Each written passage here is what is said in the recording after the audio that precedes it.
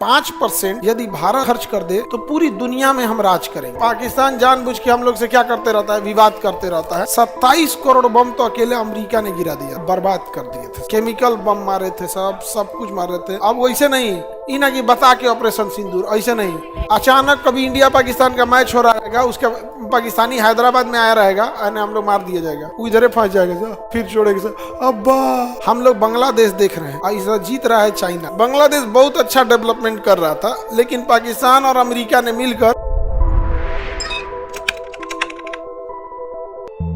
India Pakistan की रेखा का नाम कैरियल रेड क्लिफ लाइन। कौन सी रेड क्लिफ? कैरियल Radcliffe. Pakistan Afghanistan Durand line, Pakistan Afghanistan Durand, India Pakistan कैरियल रेड क्लिफ, कैरियल रेड क्लिफ। और यहाँ गुजरात के बाद 24 डिग्री समानांतर रेखा, 23.5 डिग्री कर्क रेखा है, 23.5 से तनी से ऊपर करेंगे 24 डिग्री हो जाएगा। तो 24 डिग्री समानांतर रेखा थोड़ा सा अलग करती है, 24 डिग्री समानांतर रेखा। और आप इंडिया के मैप में देखेंगे ना 24 डिग्री हल्का सा दिखेगा, वो सर क्रीक के पास आ जाता है। वो पाकिस्तान जानबूझ के हम लोग से क्या करते रहता है, विवाद करते रहता है, थोड़ा बहुत विवाद करते रहता है, उलझा के रखता है हम लोग को। यही ससुरा में सबसे गलत आदत लगता है। गुजरात देख रहे हैं, यहाँ देखिए समानांतर रेखा दिख रही है 24 डिग्री, यही हल्का सा अलग करता है। इतना पाकिस्तान को दे दिया गया है काट के। जैसे आप खाना पीना खाइएगा तो कुत्ता उत्ता दिखेगा, ऐसे देखेगा, ऐसे देखते रहता था, तो लेकिन उसकी खराबी फिर मांगेगा। तो अभी कहता है इहो दे दीजिए, अभी करता है इहो दे दीजिए। तो उसका इलाज है चुपचाप अपना खाते रहिए, खाते खाते धाए तो मारिए, कोई एकदम उधिया जाए तब नहीं आएगा, तो उसको तुरंत मारना पड़ेगा। अचानक चुपचाप खाते खाते, अब वैसे नहीं इना की बता के ऑपरेशन सिंदूर, ऐसे नहीं अचानक कभी इंडिया पाकिस्तान का मैच हो रहा रहेगा, उसका पाकिस्तानी हैदराबाद में आया रहेगा, हम लोग मार दिया जाएगा, वो इधर फंस जाएगा, फिर छोड़ेगा। अब्बा नहीं समझ आ गया, मैच हो रहा है इंडिया पाकिस्तान का। चलिए अब यहाँ देखिए, कौन सी रेखा? रेड क्लिफ, ये डूरंड, ये 24 डिग्री, कितने डिग्री? 24 डिग्री। आइए अरुणाचल प्रदेश में मैकमोहन, अरुणाचल प्रदेश में मैकमोहन, अरुणाचल प्रदेश में मैकमोहन। बांग्लादेश में जीरो लाइन, बांग्लादेश में जीरो लाइन, बांग्लादेश में जीरो लाइन, बांग्लादेश में जीरो लाइन। बाकी के लिए नाम रख देते हैं, India Nepal border, India China border. McMahon क्या उत्तराखंड और हिमाचल में भी है? केवल किधर है? अरुणाचल में। केवल किधर है? अरुणाचल। किधर है? अरुणाचल प्रदेश में। कोई दिक्कत? ये है वियतनाम। कौन है? वियतनाम। अमेरिका और रूस मिलकर वियतनाम को बर्बाद कर दिए थे, सब केमिकल बम मारे थे, सब कुछ मारे थे। टोटल मिलाकर इस पर 50 करोड़ बम गिराया गया। 27 करोड़ बम तो अकेले अमेरिका ने गिरा दिया था। 50 करोड़ बम गिराया वियतनाम को, और वियतनाम को 2 भाग में बांट दिया, उत्तरी वियतनाम और दक्षिणी वियतनाम। उत्तरी वियतनाम और बीच में बांट दिया 17 डिग्री समानांतर रेखा। कितने डिग्री? 17 डिग्री समानांतर रेखा। कितने डिग्री? 17 डिग्री समानांतर रेखा। आगे बढ़े। 17 डिग्री समानांतर रेखा जो है, ऊपर में ये हो गया आपका उत्तरी वियतनाम, दक्षिणी वियतनाम। आया हो ची मिन्ह, हो ची मिन्ह हथियार उठाए, हो ची मिन्ह ने क्रांति कर दिया पूरे वियतनाम में। कहा कि तुम्हारे बाप का है वियतनाम के जो तुम बांट के जाएगा, मेरा देश है, नहीं मानेंगे। और नहीं माना, मिटा दिया 17 डिग्री रेखा। आज वियतनाम एक ही है, उत्तरी वियतनाम दक्षिणी वियतनाम नहीं है, और आज एक ही है। और आज हम लोग, अफगानिस्तान हमारे हाथ से चला गया। कंधार यहाँ गांधारी का था, गांधारी का गंधार था। समझ में आ गया कि नहीं आ गया? बप्पा रावल का लाहौर था।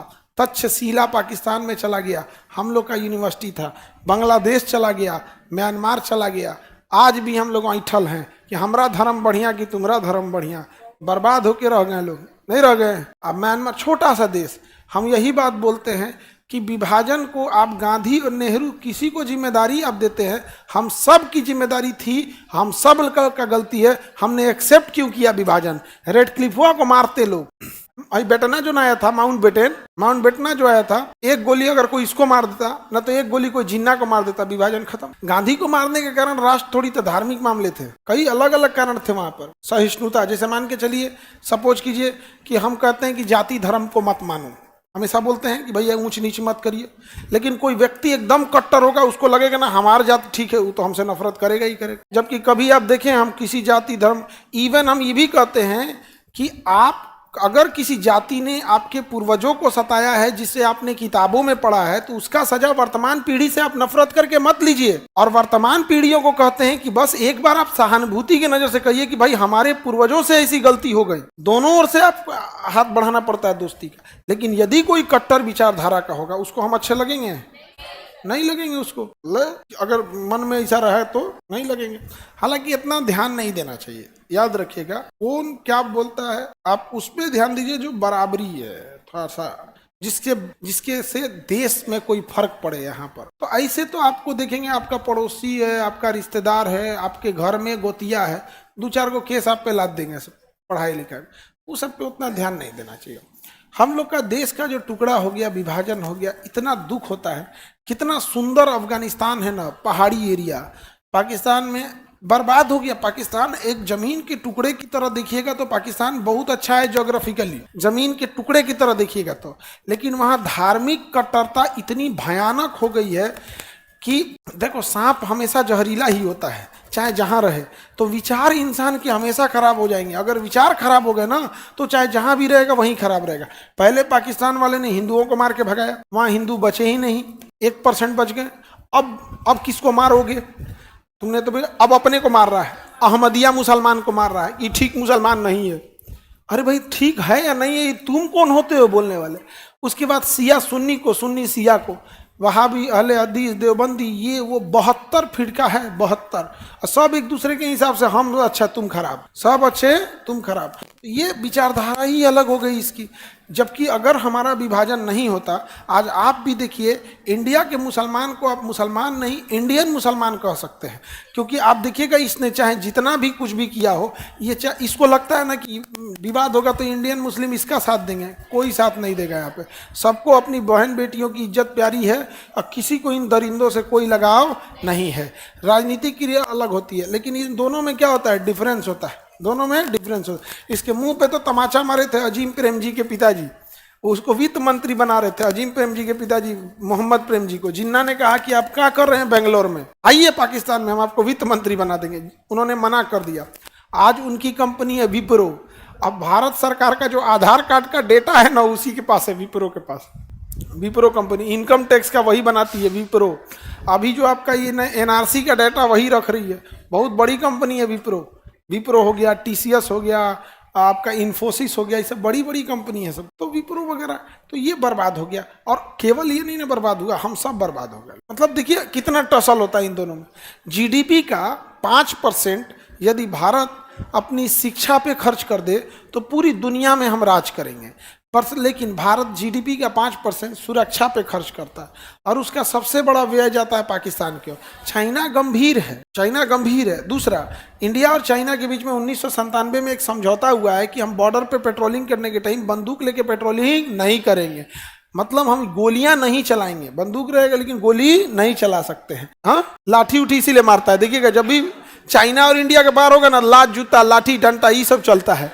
तो हम लोग में समझौता है, गोली नहीं चलाएंगे। ठीक है, अच्छा है, लेकिन उसमें सब चलाएगा, सब यहाँ पे सब चलाएगा। बहुत बदतमीज है वो, आप उसको नहीं समझा सकते हैं।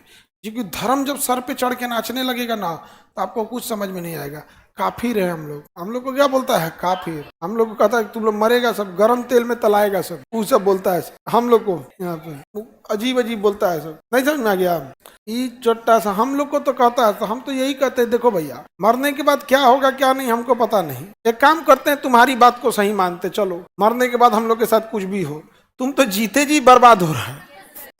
आटा के लिए लाइन में लगा हुआ है, पानी के लिए लाइन में लगल है, वो सब बर्बाद हो रहा है सब।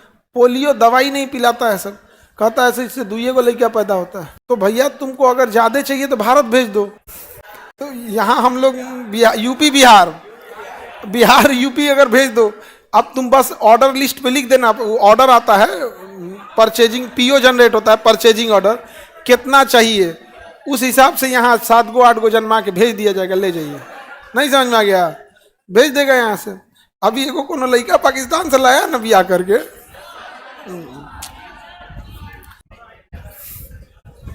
आगे बढ़े। अब बताइए उस सबको पोलियो पिलाना चाहिए कि नहीं पिलाना चाहिए? रही बात बाल बच्चे के लिए, तो उसके लिए कभी यूपी बिहार वाला मना किया है? इतना बड़ा दरिया दिल है इस सबका।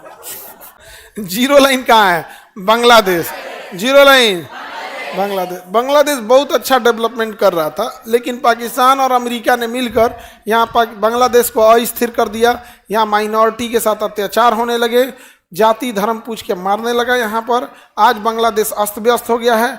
अडानी से बिजली खरीदता है और बिजली नहीं है। हम लोग बांग्लादेश देख रहे हैं, ऐसा जीत रहा है चाइना। चाइना तो चाह रहा है बांग्लादेश बर्बाद हो जाए, क्योंकि बर्बाद हुआ इंसान फिर एथिक्स उथिक्स नहीं देखता है, वो हरवाने के लिए किसी से मिल सकता है। यदि आपको किसी गांव में किसी इंसान से नफरत है, तो उस व्यक्ति को हराने के लिए आप किसी से दोस्ती करने को तैयार हैं। यही बांग्लादेश में चाइना चाहता है, तुम बर्बाद हो जाओ फिर हम मदद करेंगे। चाइना कहेगा कोई दिक्कत नहीं, बिजली घर हम बनाएंगे, तो चाइना बिजली घर बना देगा। और चाइना के पास इतना पैसा है कि कहेगा कोई बात नहीं, हम 1 साल के अंदर अंदर इतना बड़ा बिजली घर बना देंगे कि पूरा बांग्लादेश को बिजली मिल जाए। बशर्ते बदले में हमें तुम अपना एक बंदरगाह 99 साल के लिए भाड़े पे दे देना। तो उसको लीज देने के लिए भाड़ा का भी कमी नहीं है, बिजली का भी कोई कमी नहीं है, पैसा का नहीं है। यहाँ एक बंदरगाह ले लेगा और यहाँ पे एक सैन्य अड्डा ले लेगा, फिर हम लोग बैठ के टुकुर टुकुर देखेंगे लोग। यहाँ पर मार सेना घुसा देना चाहिए इसी में। अभी भी नहीं समझ में आता, दिलेर आदमी चाहिए, दिलेर। नहीं समझ में गया? बुढ़ापा में देखोगे दिलेरी ना तो अटल बिहारी वाजपेयी की और एगो इंदिरा गांधी की। देखो बात कांग्रेस बीजेपी की नहीं है, यदि बात एक की होती तो इंसान एक की बात करता। अटल बिहारी वाजपेयी और इधर इंदिरा गांधी, ये दोनों अपने आप में देखिए कि इतने बहादुर थे जिसका कोई हद नहीं। खुलेआम अमेरिका धमकी दिया था, खुलेआम अमेरिका इंदिरा गांधी को धमकी दिया तो मारने चला आया था, फिर भी इंदिरा गांधी ने युद्ध नहीं रोका। और अटल बिहारी वाजपेयी को खुलेआम अमेरिका ने धमकी दिया था कारगिल की लड़ाई में, अटल बिहारी वाजपेयी ने भी युद्ध नहीं रोका। ये दोनों बहुत दिलेर, बहुत, इन दोनों का कोई तोड़ नहीं, बहुत बहादुर। यहाँ थोड़ा सा अटल बिहारी वाजपेयी निर्मल हृदय के हो गए थे। जानते हो क्या हुआ था? कारगिल की लड़ाई में एयरफोर्स ने नवाज शरीफ के ऊपर मिसाइल लॉक कर दिया था, तो लोग छोड़ दो बुढ़वा मर जाएगा। अटल बिहारी वाजपेयी ने नवाज शरीफ को क्या कर दिया? बकस दिया।